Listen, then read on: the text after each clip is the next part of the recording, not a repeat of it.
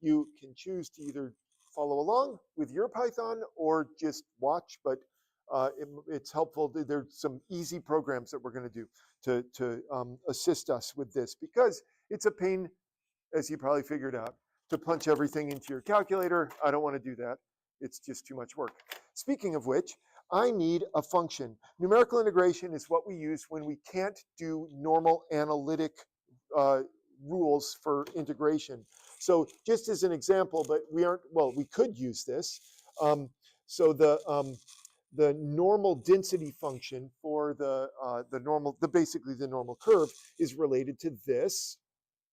So maybe that is a good one to use. Yeah, so why don't we do that? Yeah, e to the negative x squared. It's actually e to the negative x squared over 2. And then you have like 1 over 2 pi, or radical 2 times pi, something like that. I should know it. I should have it memorized, but I apparently don't. And then if you want to scale this for, like if you're using this is the standard normal, this isn't even the standard normal distribution. So, but this is an integral that there's no elementary function. So I was going to have one of you pick a function, but this is, I was a little bit worried that you might pick something that was too complicated, and I want something simple, but impossible to do by hand. So anyway, there's no elementary function that is the antiderivative of this. So when if we wanted to evaluate something like this, we would have a tough time doing it. Now, there are some tricks that we can use. In fact, let's make this a little bit easier on ourselves. We'll go from 0, just a sec, clear this out. So this is the one that we'll use. So from 0 to, let's go to 2, just for fun. Okay, so we'll use that as our example integral. So when we get to Python, we'll use that. So you already know some numerical integration techniques. You just don't know them as such. One of them is, well, any Riemann sum. Any Riemann sum is a numerical integration technique in the sense that you're taking the function values and computing them, computing areas, and so on. So the Riemann sums are a good example of a numerical integration technique. We're going to study 2 such techniques today. One of them is called the well, we'll come back to that. I see there's some stuff coming up. One of them is called the midpoint method, which is just a Riemann sum where you have the heights of the rectangles go up to the midpoint. We'll show you that in a minute. But first, before that, oddly enough, we're going to do a more complicated method. It's only more complicated in the sense that it is not a Riemann sum the way that you're used to, but this is the trapezoid method. You may have seen this before, depending on what calculus class you had, and this is going to bother me, so I took this down so that in case, I don't know, just a minute, let me bring this back though. I'll put it right here. Okay, so we'll get to the Python in a minute. First though, trapezoid method. So what is the trapezoid method? Trapezoid method is like a Riemann sum, but you're going to break up your interval into trapezoids. That's pretty much it. Let me show you a picture. There's a picture of the trapezoid method. I'll do another picture of the trapezoid method using e to the negative x squared in just a minute, but that's basically it. So we all know the geometry of a trapezoid. In fact, let's just back up here, and we'll do e to the negative x squared. Let me show you what this looks like. So e to the negative x squared is, so this is going to be f of x. Give me a sec. F of x. And I want to use trapezoids to approximate this integral. So let me just show you what this curve looks like. It looks approximately like this. Okay, so it's symmetric. It looks sort of like a normal curve. This is not a normal curve, mainly because the area is not 1, but under the whole curve. But it looks sort of like a normal curve. Whoops. And so here's the number 2, here's 0.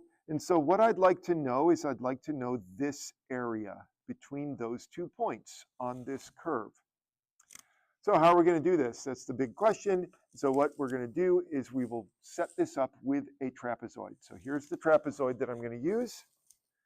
There, and there, and then draw the nice straight line. And you can see that this trapezoid is probably going to be pretty close to the actual value for this, this definite integral. Okay, so I need to know the area formula for a trapezoid. So give me a sec. Let's draw this like this. Here is a trapezoid, a generic trapezoid. So, well, that's really not that necessary. In our case, those are right angles. But trapezoids, what makes a trapezoid? A trapezoid is that it has two sides that are parallel. So those two sides are parallel. The other two sides need not be parallel. And in fact, they don't have to be right angles either. So does anyone remember the area formula for a trapezoid? And I will label the sides of this trapezoid however you want me to, but you could just tell me the area formula if you remember it. Some of you might be, I don't know, in the zone for this. No, you know it? Oh yeah, okay, yeah, good point. You could turn it into a square and a triangle, and that would get you to the formula. And so that does give us a hint as to the formula. Let me just, I won't actually draw this because I don't want to confuse the issue, but a square or a rectangle rather. Oh, actually that does work. Let's call this B2. We'll call this B1. So maybe I will do that. That's kind of fun. And this is going to be H for reasons that will become obvious in a minute.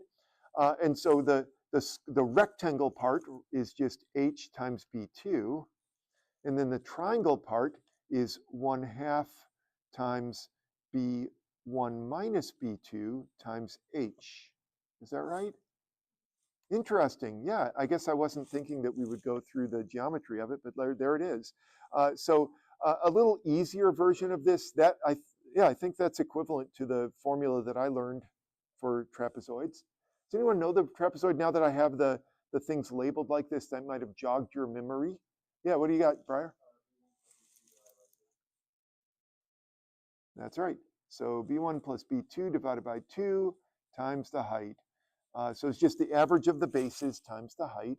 But I believe that's exactly algebraically equivalent to this. So very nice. So if you forget something, of course, mathematics is wonderful. If you forget something in English class, there's no hope for you.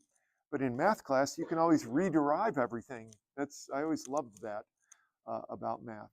Okay, so that's going to be my formula for a trapezoid. I'll use this one though, because that one's a little bit more clean.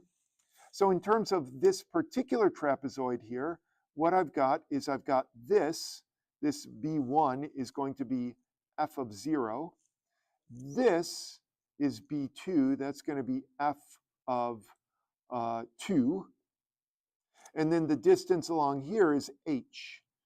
By the way, the reason why I labeled that h is, well, there's actually two reasons now that I think of it, but in geometry class, you probably are used to having this rotated 90 degrees. So you have base 1 is along the bottom, base 2 is along the top, and h is the height of the trapezoid. In numerical methods, we like to use h to represent how big each of our intervals is. And so this just happens to be a huge interval from 0 to 2. So we'll just call this h equals 2. All right, now we can actually compute this. So this would be, let's see, B1 is 1. I suppose I could actually compute this up here. F of 0 is e to the 0, which is 1. F of 2 is e to the negative 4, which is a really small number. I don't know it offhand, so I need a calculator. But you could do this on your calculator. So e to the negative 4 is 0.0183. So using that formula, I'm going to do 1 plus 183 divided by 2 times, I guess, times 2. But the 2 outside the parentheses is because I'm using this gigantic trapezoid. Okay, so let's do this on the calculator. Oh, actually, it's easy. I can do it because the 2's cancel. So this is an approximation for this integral. So let's see, how can we make things better? Well, the trapezoid method is, this is one trapezoid. There's no reason why we have to stick with one trapezoid. We could draw our curve and draw a whole bunch of trapezoids. So we have a bunch of trapezoids here and basically just add up the areas of each of the trapezoids. This is called the composite trapezoid rule. So one trapezoid, this picture is the trapezoid rule. There it is. You draw one trapezoid covering the entire area. The composite trapezoid rule is where you add up a whole bunch of trapezoids. So I'd like to experiment with this just a bit. So we're going to switch over to Python just for a bit, and then we'll come back. So give me a sec. I'll show you what you should do. So I'm going to start from scratch.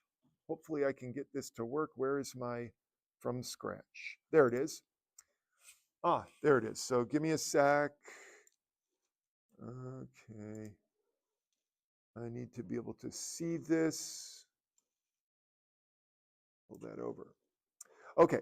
So if you go to Google Colab, so, and once again, it's not 100% necessary to do, but it's kind of fun to be able to do this, to see how this works. And so what we're going to do is we're going to start, I've got several things that I've been working on, but we'll start a new notebook.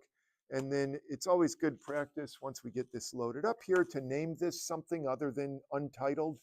Why is it, just a minute. Hold on a sec, I can't see everything. There it is. Where is the title? Maybe I need to, I don't understand why I don't see the title of this. Darn it. Connect. Does anyone know how I can see my, I just don't understand. Maybe if I type something from math, import star. Maybe if I do that. I don't understand why there's not a, let me just see what my other, I've got another one of these open over here. Oh, it's not showing there either. What in the world? Huh. I used to be able to see like a title for this thing so that I could rename it. I don't know why it's not showing up. Right now it's just, see at the top, you can see Untitled 13. That's not very fun. If I do this, revision history, I don't want to see this. Go away. Huh. Well, yeah, where's my file edit? Yeah. Well, if you can change your name of your file, it's maybe if I click this. Oh, no. Oh, there it is. Oh, that's much better. Yay. Okay. All right. Yeah, there it is. That's what I wanted to do. I've got too many untitled files. So let's call this, so numerical, you can call it whatever you want. Methods for Valentine's Day. This is, so February 14. You call it whatever you want. And this is going to be trapezoid. Yeah. So name it something that, so that when you go back, you can say, oh, that's what we did that day. I know what this is. Okay, so I guess I don't need this anymore. I must have been trying to minimize the amount of stuff on the desktop because I wanted to be able to zoom in really far and see everything. Okay, so what you want to do is you want to import the entire math package because we want to be able to use the exponential function and other functions. So from math, we're going to import everything. And then we're going to define a function. So define f of x, and you put a colon there. So if you're not familiar with Python, we haven't used it that much. This defines a function, and we're going to return this exponential function, exp, evaluated at, and here I'm always nervous about using the negative symbol as a negative symbol. So I'll do this. I'm basically doing e to the negative x squared. I suppose I could have also done 1 over e to the x squared, would have worked as well, but whatever. This is just my own problem. And then let's make sure that this is working. So I will print down here f of 0 and f of 1, just to see. Oh, we might as well do f of 2 there, 2. There we go. So once you've got all that, you can, oh, and don't forget to press play for the import math, because otherwise some of this won't work. And then you should get this, meaning that it has evaluated this function, and it got e to the 0, which is 1. We knew that. E to the negative 1, which maybe you're familiar with that number. It's 1 over 2.71828. And then this is e to the negative 4, which we had computed earlier. So that just proves that everything's good. I'm putting my code in new little blocks here so that I have my import. And if I needed to import more junk, I might throw it up there. But I think this is all I need. And then I've got my function here. I could go back here and define another function. Or I could, like, if later on I could do this, the hashtag or the number symbol is the comment symbol for Python. So I could do that, and then I could just change this to return, let's see, the sign of x. Yeah, there we go. You don't have, well, we'll do this later, I guess. So this way, I could switch between these two. So with that, it'll do the e to the negative x squared. If I change like this, it will ignore the e to the negative x squared, and it'll return sign of x. So that's just so that later on I might be able to experiment some. But anyway, go down to a new block of code, and we're going to define the trapezoid method. So I don't care what we call this. So the trapezoid method, and it's going to take the function value a and b. Put a colon at the end. And this is going to be my trapezoid method. I suppose I am not being very good about commenting. This is the trapezoid, one trapezoid. From x equals a to x equals b, something like that. Whoops, there. Okay, so this next line has to be indented. So def trap, make sure you have a colon, and then we're going to basically just return. I mean, there's not much to do here.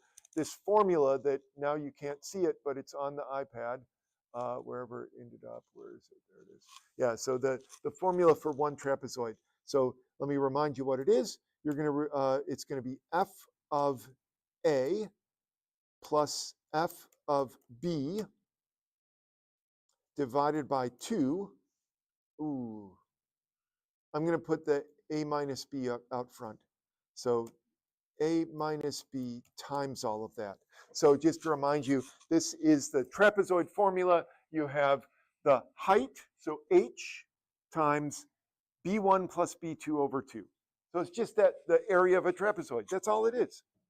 So that's going to be my trapezoid formula. Let's see if this works. So hit enter, maybe go down here. You have to move back. So if you want it not to think that you're defining this function still, delete the tab and go back to the so it's parallel with the def. Python structures itself around like indents. So the further indented you are, the further you are into like a loop or whatever it is. But anyway, get back here, and then we're gonna let's just try this out. Let's do the trapezoid method for our function. And we're going to go from 0 to 2, just to make sure that this works. Oh, I should print this, shouldn't I? So I believe it usually will print the last thing computed, but just to be sure, you can print this and then enter, and we got a negative number. Why did we get a negative number? I see why, yes, a minus b. Should be b minus a. So let me go fix this, excellent. So this thing should be b minus a.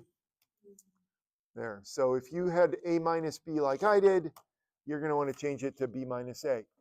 So I will put up, while we're doing this, let me just put this back up. Give me a sec here. I want to be able to see everything. Okay, change this to the window mode. Let's do, oh, whoops. That was no good. That's what I want. Okay, there we go. Now we can see everything. So just to relate everything, well, it can almost see everything. So on the iPad here, you have the 1 plus 1.018, or yeah, 1 plus 0.0183. That was f of a plus f of b divided by 2. So you have that. And then the b minus a, that's how far you are along the bottom of this trapezoid. And then you've got your answer. That's one trapezoid. This is highly inefficient, though. It seems like we could do better than this. And so let's actually set up a little loop where we could do this for more than one trapezoid. In fact, before we do that, I suppose I should just make this big. There we go. So that we can do a little bit more math, and then we'll come back to the PyCon. Just patient for a second. So, yeah, can I just do this? Yeah, that's ugly. Okay, good enough. Yeah, ignore that. That's for later. That's for Monday, maybe. Up at the top, that's calculation of the error. So, of course, this, whoops, where's it? This, you know that's not right. This isn't the correct answer. It's approximate. It's an approximate answer. So it's an approximation. So so the error involved is, yeah, this, for some reason, let me see if I can get rid of all of that. Hold on a sec. Here we go. Oh, I can just do this. That's easier. Yeah, ignore that. There we go. I said I was going to get rid of it, and then more stuff showed up. Okay, so here's what we'll do is we have this function. This is okay, whatever. It's a terrible rendition, but it'll do. Okay, so this is our function f of x, and I have, here's 2 and here's 0. So what we did the first time was we made a single trapezoid. So my second go, I'm going to make 2 trapezoids. So I'm going to put this point in here and this point over here. So those are the function values, and then I'm going to connect the dots. There's trapezoid 1, and then here is trapezoid 2. Presumably, that's going to be a little bit closer to the truth than if I just have a single trapezoid. Let's find out. So let's do 2 trapezoids. Hold on a sec. I need to be able to see what I'm doing up here. Okay. So you know what I will do is I will even put a little hashtag 1 trapezoid. And let's go ahead and do 2 trapezoids. I suppose we could even do 3. Well, let's do 2 first. So I'm just copying and pasting because I'm lazy. 2 trapezoids. Okay. Okay, so my trapezoids plus this one are going to go from 0 to 1, and then from 1 to 2. So in this case, this will be that picture that I have here. I will compute the trapezoid from 0 to 1, and then compute the trapezoid from 1 to 2, and add them together. There's 2 trapezoids. Let's see what happens. Sure enough, I get presumably closer to the truth. So apparently this first trapezoid was way too big and maybe overestimated. I don't know. We're going to find out. Maybe overestimated the area, and now I get a little bit more close to the truth. Well, you know where this is going, I'm guessing, is we're going to do 3 trapezoids now. So let's see, copy and paste. And we might as well do 4 trapezoids. Let's do 3 and 4, and then I'm going to get sick of doing this like this, and we're going to write a little program to do this for us. So here's 3, and then we'll do 4. Okay, so let's see. You know the drill. I think you probably can figure out how we're going to do this. Let me just copy this and paste it here. So let's see. We've got from 1.5, that's 3 halves, 3 halves to 2. And then this is going to be from 1 to 3 halves, And then this one is going to be from 1/2 to 1. And this will be 0 to 1/2. Okay, so we got that. This will be 2/3. And then this is 4/3. Just a sec. This one's going to be a little bit more of a pain. Copy, paste. Okay.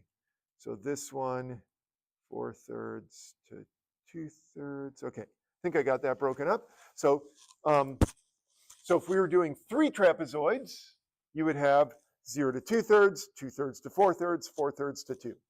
If I did 4 trapezoids, it's 0 to 1/2, 1/2 to 1, 1 to 3/2, and 3/2 to 2.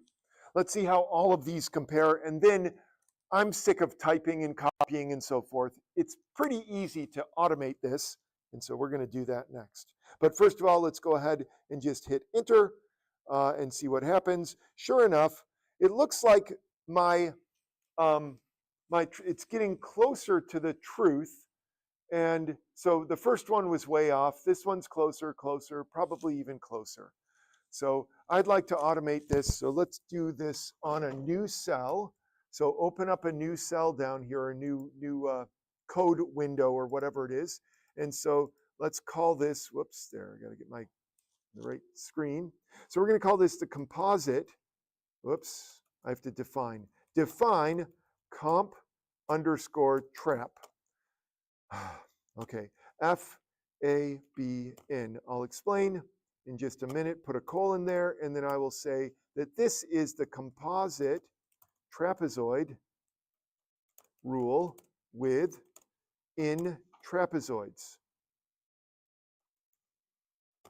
So this way we can do this sort of all at once. I don't know what that's doing there. Let's see. I don't know why there's all that junk up there, but it'll be okay. Okay, so here's the plan. Just so you know, it's always good to develop a plan before we start typing. I've got this range. I'm going to need to know how big each of the trapezoids are, so that I can segment my entire. So you've got from A to B. Let's say I have 10 trapezoids from A to B. Then I need to know how big each of them are so I can space them out nicely. So that's my first thing, is I need to know how big they are. Then I'm going to just make a loop where I just do the trapezoids one at a time and add them up. So that's basically it. That's all we need. So we're going to start off with the spacing. I'm going to call this delta x. Delta x is going to equal b minus a over n. So this is just going to tell me how big of a spacing I have, and you'll see it'll come into play in a minute. The next thing I'm going to do is I'm going to just start with a total of 0. This is just so I can keep a running total of my trapezoids. And then I'm going to do this for I in, wait, is it in range in. I think that's the right, just a minute. I need to remind myself of my syntax. Sorry. Where's my syntax here? It's so big. Sorry, I got to, yeah, for I in range. Yeah, that's it. Yeah, that's it. And you need a colon at the end of that. So for I in range in, put a colon at the end, and that lets it know that you're doing another, loop or something special. Notice it's automatically indenting. So that's the flow with Python. Everything gets indented, and it's like, okay, everything, it's going to do this over and over again. Everything that's indented gets repeated. Okay, we're nearly there. The final step is to actually call this, so total plus equals. By the way, if you do total plus equals, so I don't know how familiar some of you are with computers programming. In Python, what this does is it'll take the total and it'll add to it whatever I put after the equals. So this is equivalent to saying the total is going to be increased by whatever this is. So you could do total is equal to total plus what I'm about to type, and it'll work just the same. I forget what I called my trapezoid. I need to, okay, just trap. So I'm going to do total plus equals trap. So I'm basically adding in the trapezoid. And then I've got my function which is the same function above. And then I've got my a, which is going to be a plus I times delta x. I'll explain in a sec, so give me a sec, and then we'll look at the picture. And then the next, the b is actually going to be a plus, in parentheses, I plus 1 times delta x. And then that's it. I think that's it. Yeah, that's it. And that should do it. So let's just go back one level. So what that'll do is it'll do this over and over again until you're done, until you have in. By the way, range in, it will be in will equal 0, 1, 2, 3, or sorry, I will start at 0, 0, 1, 2, 3, 4, 5, up to in minus 1. So if you put in equals 10 in here, it'll do 0 through 9. So just a little minor thing to keep in mind. If you're worried about my indices, everything's good. So I think everything's good. Let's find out. We will return, make sure that this is not indented as far as that total statement there. So return, and I'm returning the total. So let's see if this worked. So let's make sure you back off so that you're on the left-hand side of your screen. And we're going to try this out. Let's print the comp underscore trap, whoops, capital trap. And then we'll use the function we've been using. We'll use the 0 and the 2. And then just to make sure that everything is okay, I'm going to start off by using 4. And the reason why I'm going to use 4 is because up here, I already know what the answer is for 4. And by the way, I guess I didn't explain the delta x thing. So when we were setting up 4 trapezoids, delta x was 1/2. So this is A is 0, B is 5. This is 0 plus 0 times 1/2, 0 plus 1 times 1/2, 0 plus 1 times 1/2, 2 times 1/2, and so on. So that's the whole delta x. That's why I had to set that up. Okay, I think things are good. Why is there a light bulb there? I don't know. Let's find out. Sure enough, I got the same answer. I'm happy. So now I can do this with, say, 100 trapezoids and see how close, what kind of an answer we get. Wow, it didn't change much with 100 trapezoids. Ooh, you know what I feel like doing? I'm going to make a loop. That'll be much more fun. So let's do this.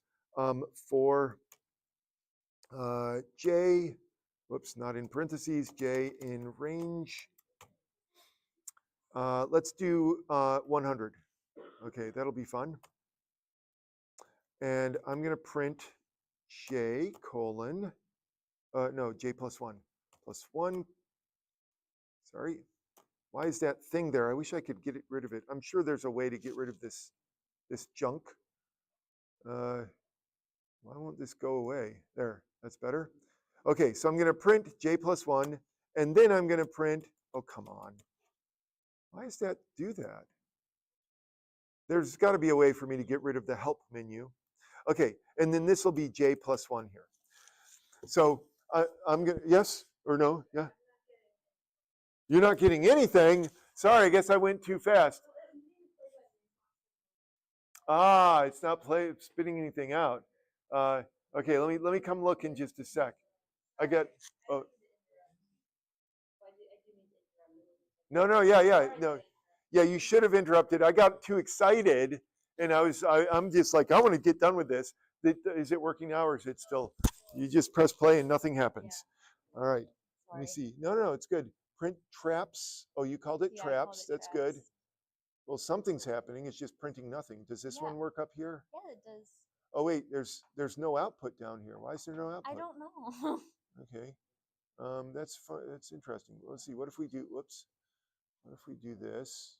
What if we do print? And just. Oh yeah, good point. Oh, it's no, it's not. Thank you. Yeah, you're right. There we go. Now it's Thanks, showing. Alyssa. Yeah. I I should have seen that. I should have seen that. Okay. Okay, so let's see if, yeah, you don't have to do this. This is just for my own fun to be able to do this. Um, so here I have, oh, wow, there's too many. Um, okay, so there's one trapezoid, two trapezoids, three, four, five, six, and you can see that it very quickly, you're getting closer to some limit. It looks like the limit is going to be 0.881 something or other, but one trapezoid not the greatest, but pretty quickly. Let's see if I go down to 100 trapezoids, 0.881. Oh, 882, interesting. But it looks like that's settling down to 882078. I'm curious to see what I get on my calculator when I do this. Some of you know how, hopefully you know how to use a calculator to approximate an integral. But the calculator probably does not use the trapezoid method because the trapezoid method is kind of inefficient. But I'm going to do it anyway. I'm going to do this math 9. So integral of e to the, give me a sec here, the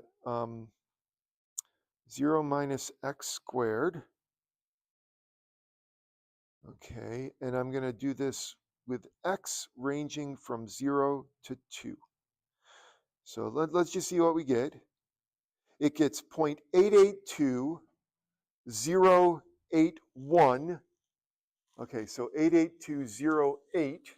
So this, at least with 100 trapezoids, it's at least correct, or it agrees with the calculator up to this digit, the 7.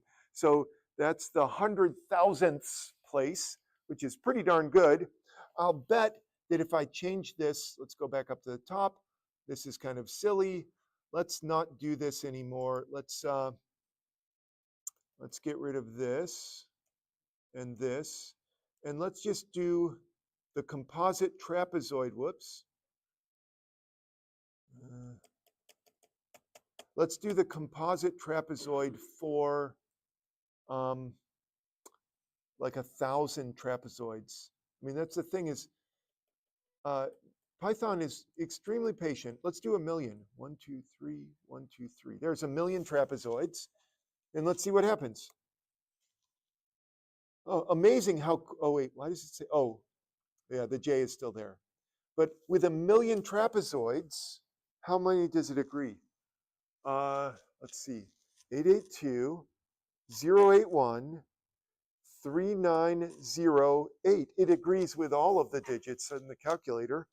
So presumably that's the correct answer there. So that's the beauty of Python. It did it almost instantaneously. I didn't need the J plus 1. Let's get rid of that. So I love that. Okay, we need to do one more method before we go. So bear with me just for a sec. Now that we've got trapezoid under your belt, this is actually an easier method to describe. And so here it is. So trapezoid, you know. So now the next one is the midpoint rule. And this one is just a Riemann sum.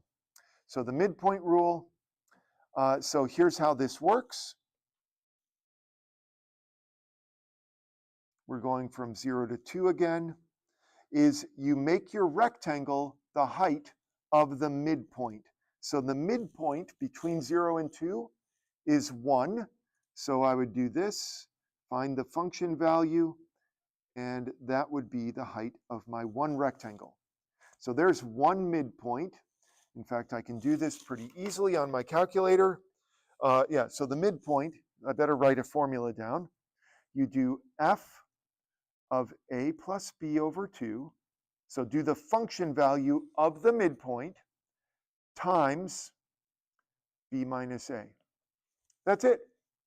So it's just a rectangle, nice, easy formula. Let's do this for this particular thing. So this is b minus a is 2 times the function is e to the negative x, x squared. So give me a sec here. 2 times, let's see, second, e to the negative 1 squared. And I got 0.7. So this area 0.7357. Well, you can see that what we could do is we could do two areas, or two midpoints.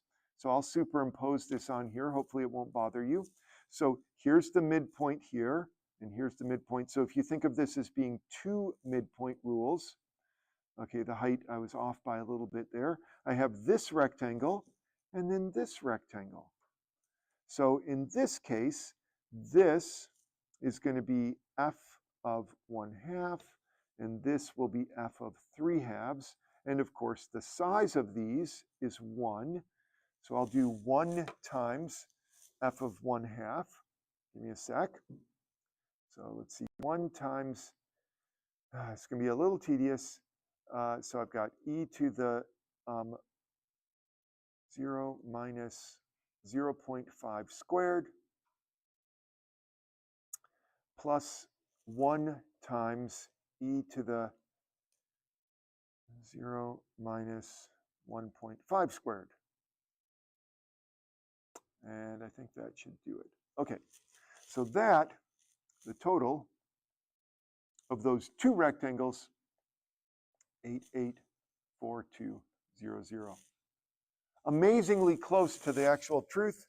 Okay, so this, now that we've done the trapezoid method, we have plenty of time. This won't take long to do the midpoint rule, and then we'll talk homework, because you do have some homework that involves both of these. And so if you haven't been copying down the Python, you may want to do that a little later on.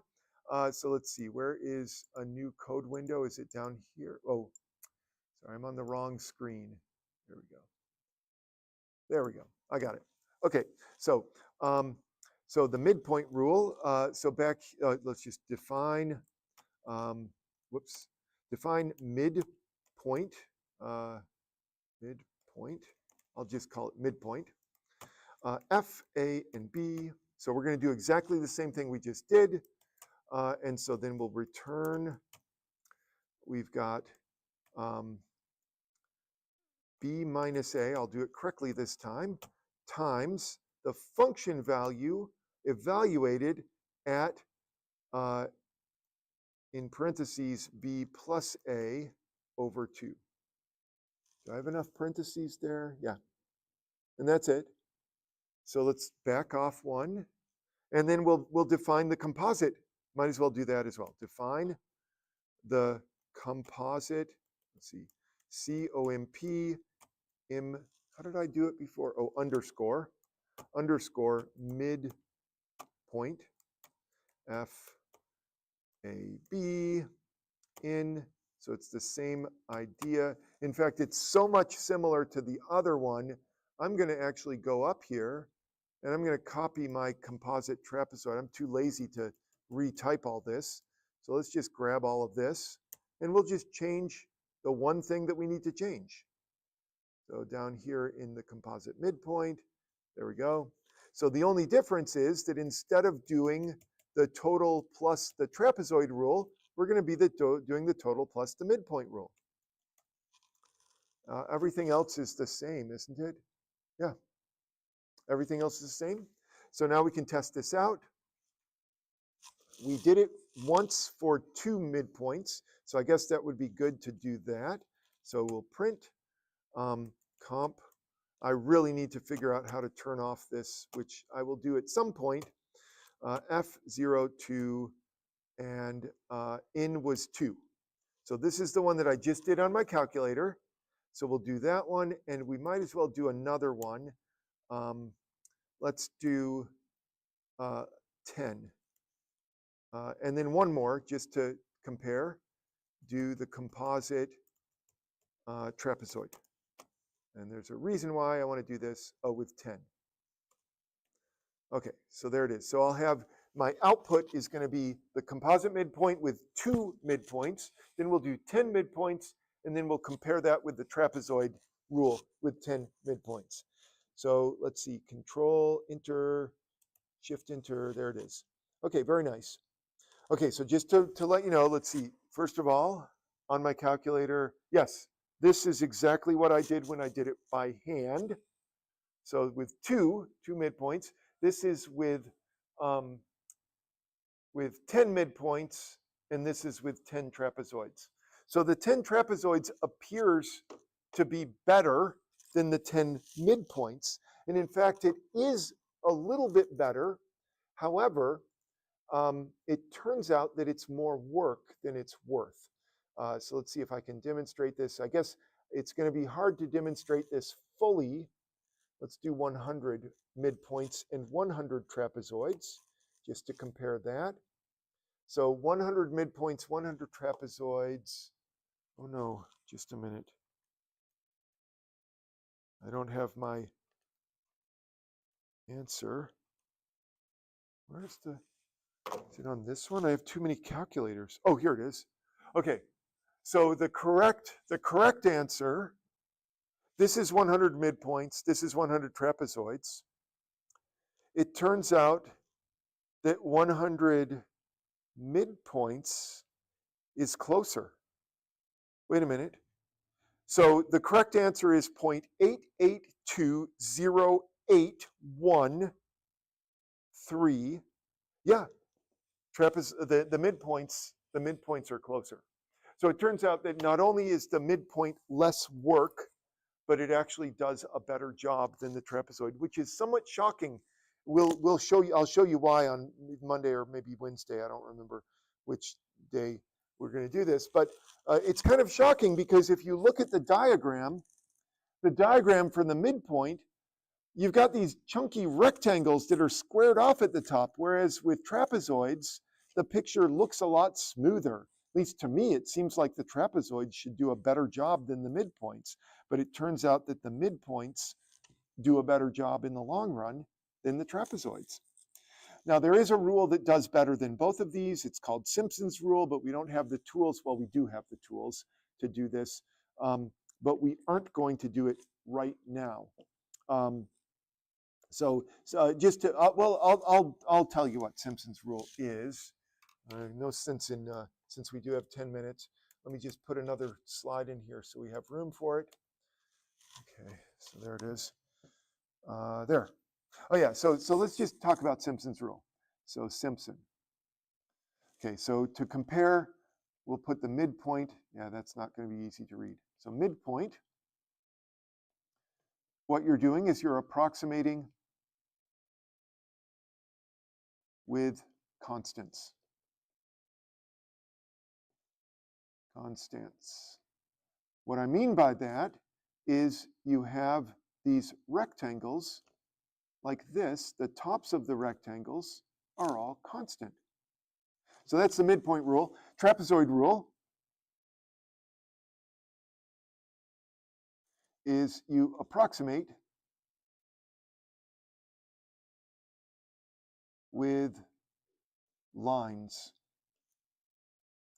So what does that mean? It means that you have these points and you're connecting them with straight lines, and you use the resulting trapezoids to approximate the area. Simpson's rule goes one further than this. So let's see if we can figure out what the logical progression is. We start off with constants. Constants are things like this. F of x is equal to a. That's a constant. Lines look like this. F of x is equal to ax plus b. Can you think of what the next level is going to be? Yeah, ax squared. So Simpsons, you're going to approximate with parabolae. Okay, so I'm going to write it like that, but if you want to call it parabolas, that's fine. But anyway, yeah, so you'll have something like this. F of x is equal to ax squared plus bx plus c. So you can imagine what's going to happen, maybe. I don't know if you can imagine or not. Let's say we have here's a and here's b. And we want to approximate this. We're going to need a third point in between. So you have 3 points. And we make an interpolating polynomial between those 3 points and then compute the area under that parabola, which actually there's a formula. that even back in Archimedes' day, Archimedes had a formula for the area under a parabola, and was able to compute these things. So that's what Simpson's rule is, but we won't do that today because it is a little bit more complicated. I mean, I could, just to prove that it's not that complicated, I'll tell you what it is. You take 1/6 of the function value at A, and then 4/6 of the function value at the midpoint, and then 1/6 of the function value at B. I mean, that's where it is. But the question is, where do those numbers come from? Why is it 1/6, 4/6, and 1/6, and so on? So that, by the way, is probably, I don't know for sure, but your calculator, when it does the numerical integral and gets a nice answer, I'm pretty sure that it's using Simpson's rule, because the benefit of Simpson's rule over these two methods, it's got a huge benefit. And then to use a different method than Simpson, there's not as much of a benefit. So Simpson is kind of like a sweet spot in terms of the how good these rules are. Okay, so like I said, on homework, when you go on our Moodle page, you'll find, let's see if I have this. Is this it here? Yes, it is. So here's what the Moodle page looks like. So you can look at the homework, but the important thing to note is that there is this second book. So when you click there, it'll take you to this page. You can download it if you want and put it on your iPad or on your phone or whatever. You can put it on your Kindle if you want to with the EPUB. But this is where, and we're skipping way ahead. Oh, I've got 2 copies of this now. Anyway, we're skipping way ahead to chapter 6, which I know it feels like we're skipping a whole bunch of stuff, but chapter 6, I think, yeah, there it is. So you'll see composite trapezoid, composite midpoint, and at the very end, you'll find the exercises, and that's what we're going to be doing for Monday. So wherever those are. I need to start, I don't know why it won't go there. I'm clicking it, but I guess I'll scroll ahead. But you can go find those exercises. I do need to, I think what I'm going to do is on Monday, you'll see a place magically appear where you can upload whatever work you have. I should have been doing this all along. I finally gotten my other classes to have this. It's just I've been negligent with you. So I apologize, but there it is. Let me stop this recording.